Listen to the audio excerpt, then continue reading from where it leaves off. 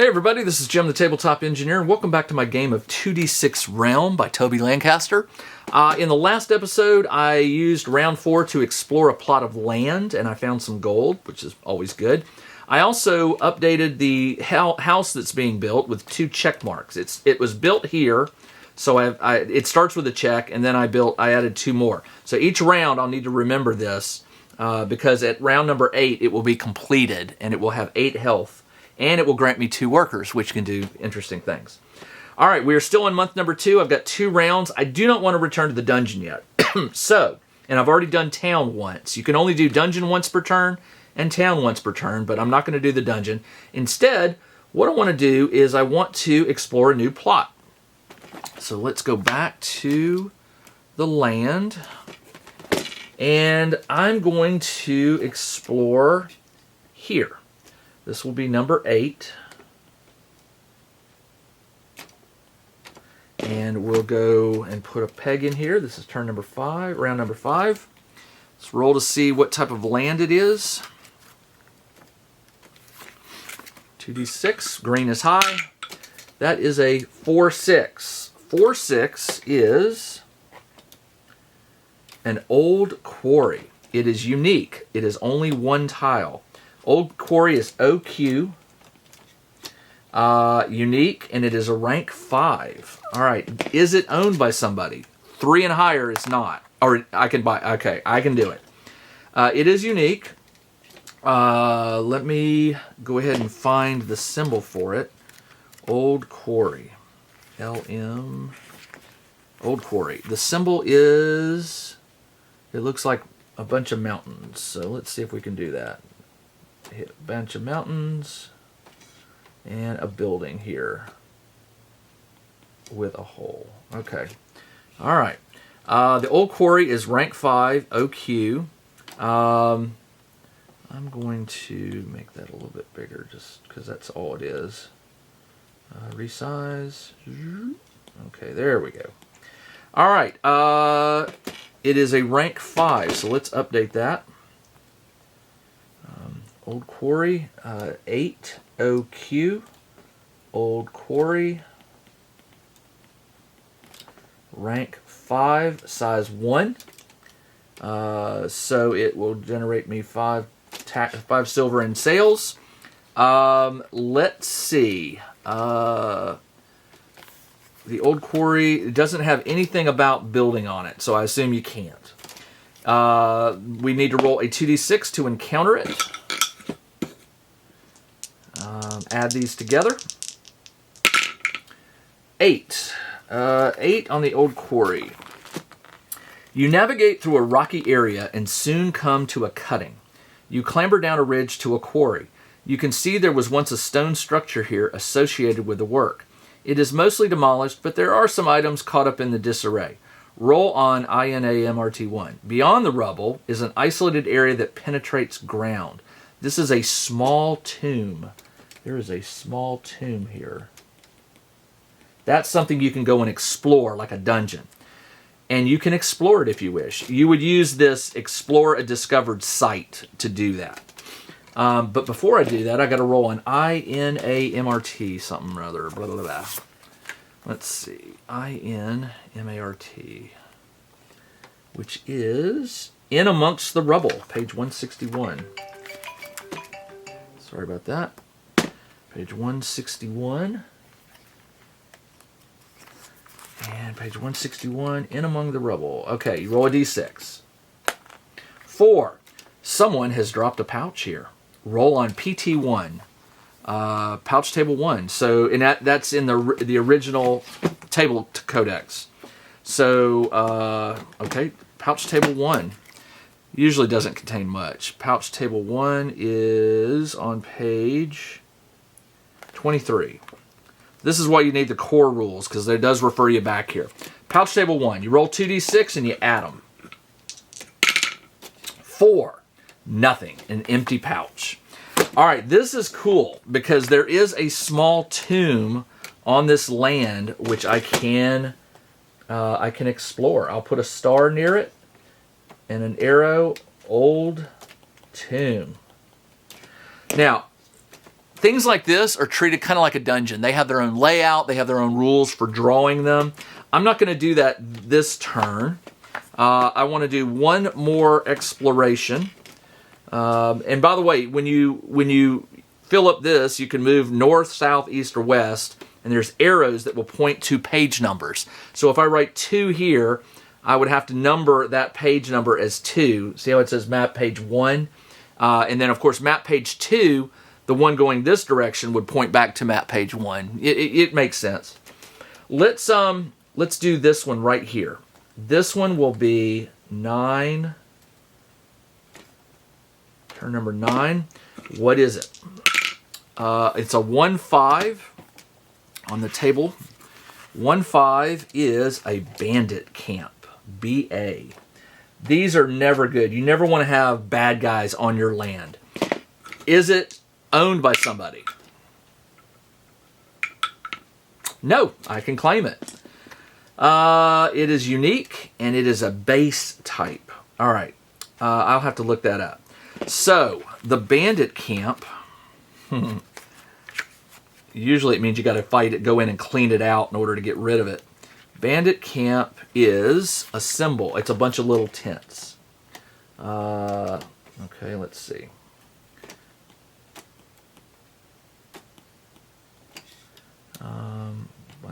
Bunch of them.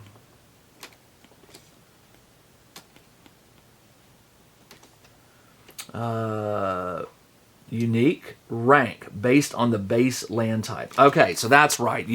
It's a base, but you have to find out what the land type is, and you do that. Unique. You still roll for the base land. So if you should roll another unique plot next to 2 already, okay, blah blah blah. This is 1 in square. Does not need only 2 unique plots can be found next to each other. Also roll in the land type table for the base land rather than the original replaced unique plot. The unique plot will also have a base land be stipulated by the individual land type encounter entry. Individual land type encounter table. Most unique lands can therefore be built on again. So you have to add the rank of the land to the rank of the unique plot. Okay, so I have to roll to see again what type of land this camp is being built on. So you roll it again. 1-1 is an abandoned dwelling. Well, you can't do that. It's because it's a unique. You can't put a unique on a unique. It's got to be an actual land type, I believe. 5-3. River string. Okay, so there's a river on it. All right. The river. The land type is, this is a bandit camp. This is weird. I don't know how to do. So do I write? It's a river. R-I. It's a string, so it will run through it. Rank of 5. Ooh, okay. That's so odd. How do you? I guess maybe you can't put another type of land on there, but live and learn. All right, so there is a river here. You roll to see how many squares. 3, so it's 4. And then what you do is you start here, and I go 1, 2, 3, 4, 5. Well, it won't run through the quarry. 1, 2, 3, 4. It can't run through there because there's already something there. We'll have it go through the quarry. 1, 2, 3, 4, 5, 6. It's going to go this way. So there's a river that's running this way. 1, 2, 3, 4, 5, 6. 1, 2, 3, 4. It goes, and then it goes this way. And one more because it was a size 4. 1, 2, 3, 4. It'll go this way. All right, so there's a river. Now, how the river has a stopping point and an end point, I don't know. It should come out in an ocean, right? But I don't know. It should terminate somewhere where it's fed, or it feeds out into. I don't know. Maybe it's spring and it goes back into a spring. I don't know. All right, so we have this river that's flowing through here. And it's a rank 5, so the land is going to be, the BA is going to have a rank of 5. 9 BA, we still have to encounter it. So 9 BA, it's a bandit camp. And its type is river. It's a size of 4, rank of 5. 20. Wow. So I owe a lot of silver for that. Now we got to go encounter the bandit camp. Okay, bandit camp. Let's roll 2d6, add them together. That is a 5. You hear voices as you creep forward and see a group of people sitting around a fire. You can leave them and the bandit camp remains. If you do so, you gain atrophy, bandit camp. You can attack. If you do, you will face one bandit for every 2 levels of your adventure. Well, I am level 2, so a bandit. If you survive, you find 2 sacks. Let's fight him. Bandits aren't that bad. Let's fight him. So let me go get the level 1 cards, because I'm pretty sure bandit is either level 1 or level 2. Bandit is a level 1. Now, I won't get any XP for it because I'm level 2, and you don't get XP for fighting creatures that are, or enemies that are less than you. I'll throw the bandit up on the screen, but just so you know, it has 1 shift, and it blocks on primary 4s and secondary 2s. I'm not going to pull out the game board I usually use for tracking combat. Instead, I'm just going to use my main character sheet here. And it is turn number 1, and I will roll, and I have a biting stroke and a heavy slash. I will attack. I rolled a 5-5. Now, I also have 2 shift. With a 5-5, I can increase this to a 6 and this to a 4. Or down to a 4, which is a d6 plus 2. It does not block on primary 6s or secondary 4s. This should be a red die for a secondary 4. Secondary 2, excuse me. It only has 8 health. I do d6 plus 2, so let's see if I can kill it outright. 1 plus 2 is 3. It has 5 health left. I'll use it to mark here. It has 5 health. And then it will attack me. I block on a 5 only, primary. It rolls a 6-4. It has 1 shift. It cannot modify that to get to a 4-5, so it misses.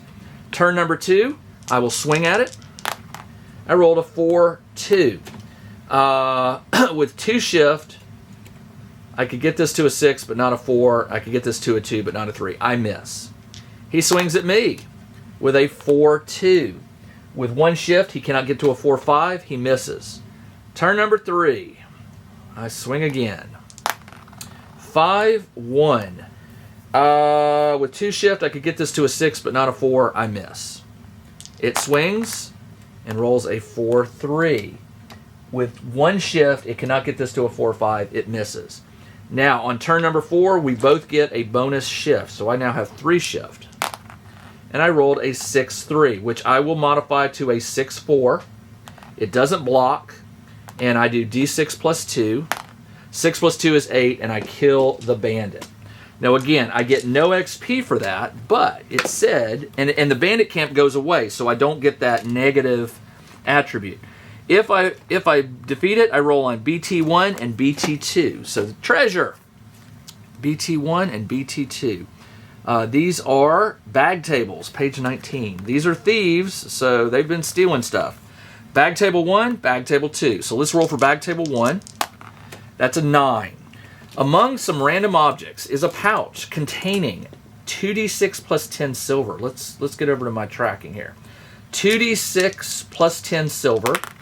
That's 7 plus 10, 17 silver. I will take that. 4d6 plus 10 gold. 4d6, nice. 4d6 plus 10 gold. 5, 7, 8, 11. 11 plus 10 is 21 gold.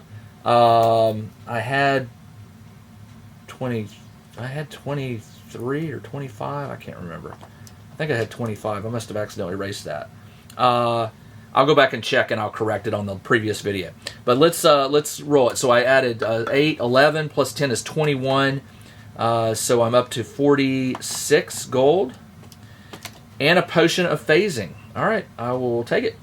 That means I've got 2 of those. So I will write in 2.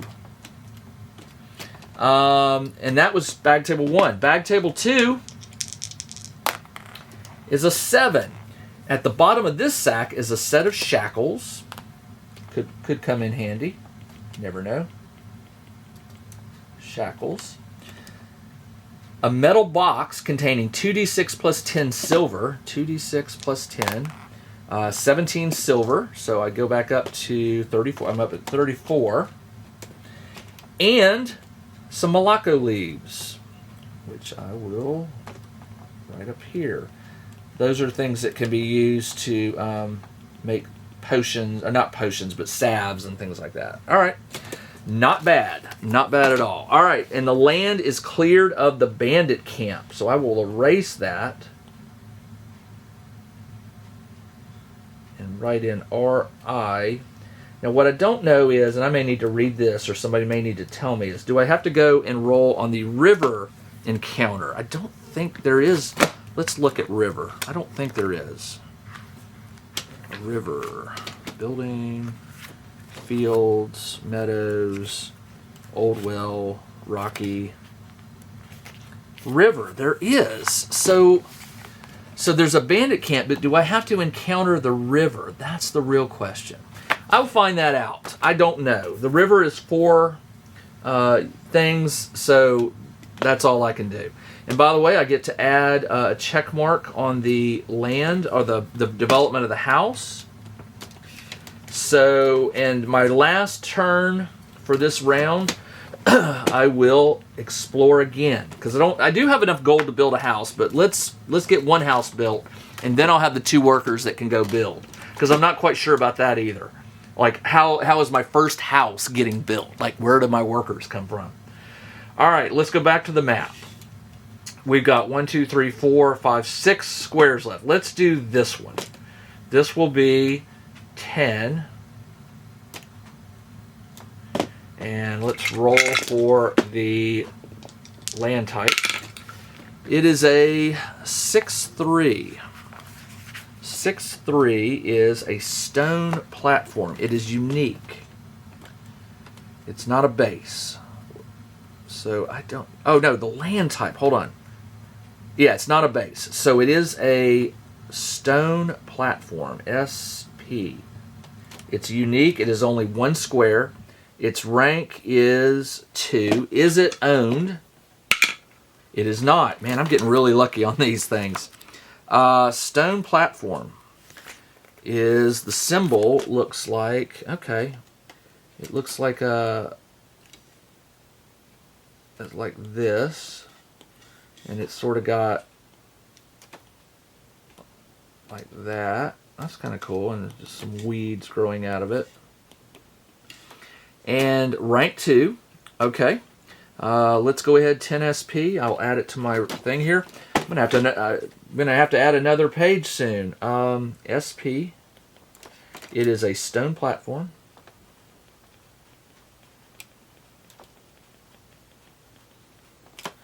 Rank 2.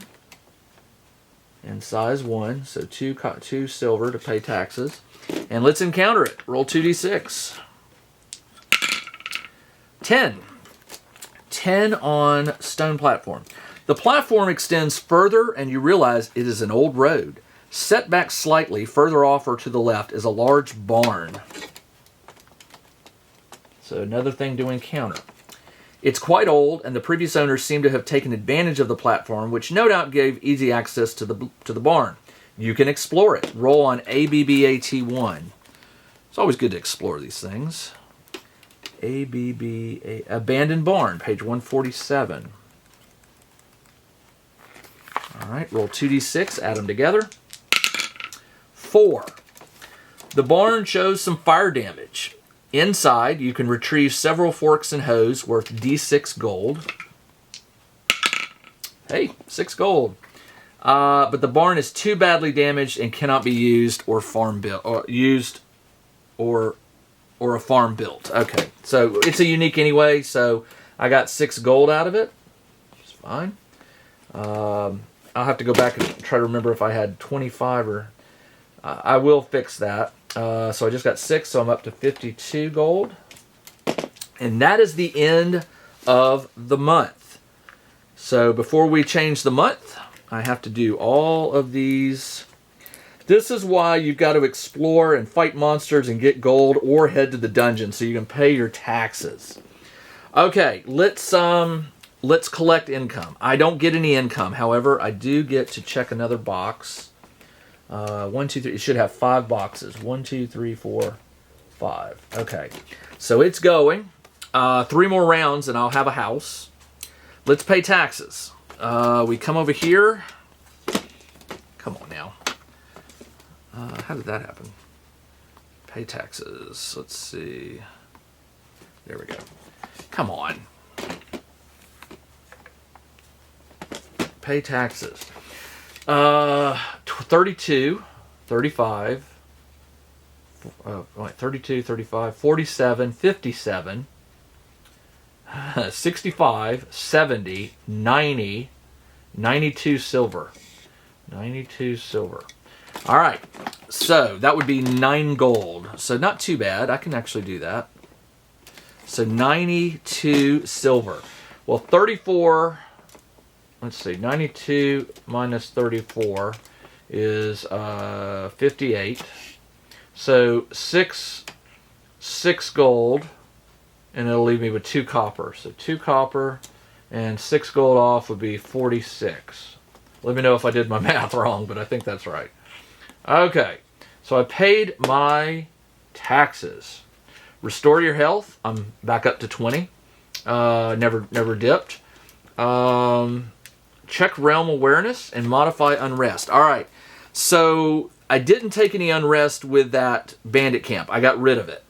So I think I'm okay there. And again, I will go offline and read this to figure out what this is. And then I roll for the monthly event, RMEVT 1, which is on page 171. I should flag that with a sticky, like I've got these. All right, realm event. Roll 2d6. At green is high. 6-1. Realm events. 6-1. Celebration. It is an important date on the calendar, and you bring everybody together in celebration, putting on a small fair and bonfire. -1 unrest to all houses and manors if there is unrest. So I will make a note of that, and hopefully I can figure this unrest thing out. I did have this shameful secret. It's an eyesore and atrophy. I think that's where it told me to do it. So I got to figure out if that's -1. If it is, that will counter that -1 with a +1, and hopefully that will help. All right, I think I'm going to stop there. I will be back in a week with the next episode. We ended a turn, so we are now up to month number 3. And in the next video, I will probably, I don't know if I'll go back to the dungeon yet or not. But I'll figure it out and let you know. But until then, this is Jim the Tabletop Engineer. Thanks for joining me on this game of 2d6 Realm. I'll see you in a week. Everybody take care.